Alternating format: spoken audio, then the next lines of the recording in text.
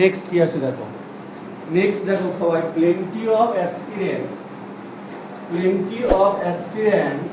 এই option have given দিয়েছে their examination, have given their examination. বলো এ বি সি ডি দেখে কোনটা মনে হচ্ছে বা নো, এবার বলো।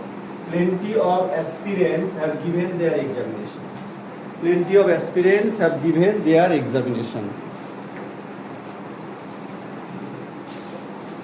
একটা নিয়ম দেখো, টিচার লিখে নাও, টিচার অথরিটি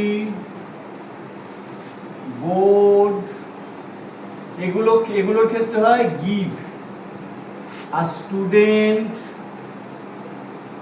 অ্যাসপিরেন্ট আর ক্যান্ডিডেট, স্টুডেন্ট অ্যাসপিরেন্ট আর ক্যান্ডিডেট এই ক্ষেত্রে হয় টেক। ভালো করে বুঝে নাও নিয়মটা কি। টিচার অথরিটি বোর্ড বা school, teacher authority board or school এরা কি করে, এক্সামিনেশন গিভ করে। এক্সামিনেশন কি হয়, গিভ হয়। আর স্টুডেন্ট, আমরা যারা স্টুডেন্ট আছি, যারা অ্যাসপিরেন্ট আছি, যারা ক্যান্ডিডেট আছে, এরা কি করে, টেক করে। Give and take policy, give and take policy, আর it is called reciprocal policy.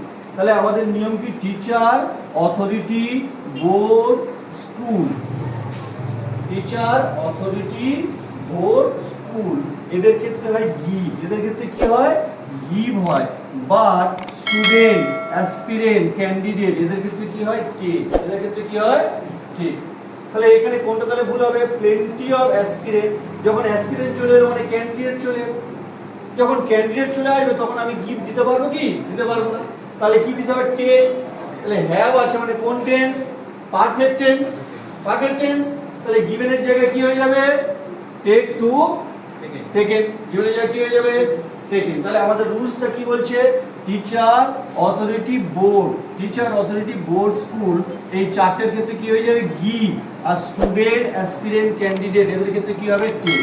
Give and মাথায় রাখবে, ভুলে যাবে কিন্তু। দেখো প্লেন্টি অফ অ্যাসপিরেন্ট মানে কি, স্টুডেন্টস বা ক্যান্ডিডেটের ক্ষেত্রে টেক, এবং টিচার স্কুল অথরিটি বোর্ড এদের ক্ষেত্রে হবে গিভ, কি হবে, গিভ।